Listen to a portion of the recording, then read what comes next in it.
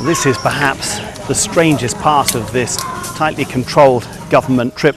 They brought us here showing us scenes of ordinary life to stress that it's all peaceful and harmonious now with the non-Muslim population. But if you come over here, behind this barbed wire fence is where the Muslims used to live. There's no trace of them now. They've constructed some kind of government barracks behind there, and it's quite clear that the Muslims are never coming back here.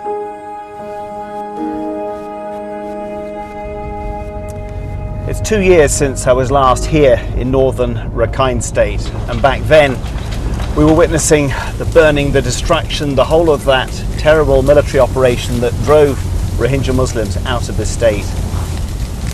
Well, now the government has invited us back because it wants to show us that it is preparing and ready to bring those refugees back.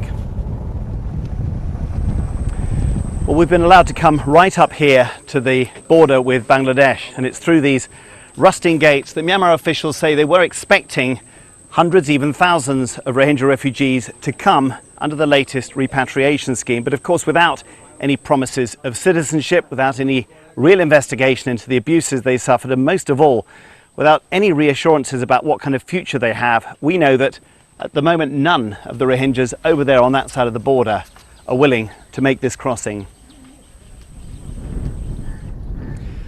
If significant numbers of Rohingya refugees do decide to come back, this is where they're likely to spend at least their first 2 months. It's a transit camp, and as you can see, it would be pretty basic living. It's also fenced in with watchtowers and armed police, and it's unlikely they'll be free to come and go. But most of them will not be able to go back to their villages because they've not just been destroyed by the violence of 2 years ago, but they've continued to be demolished even since then. In fact, this very camp is built on the site of what was an intact Rohingya village that was then bulldozed.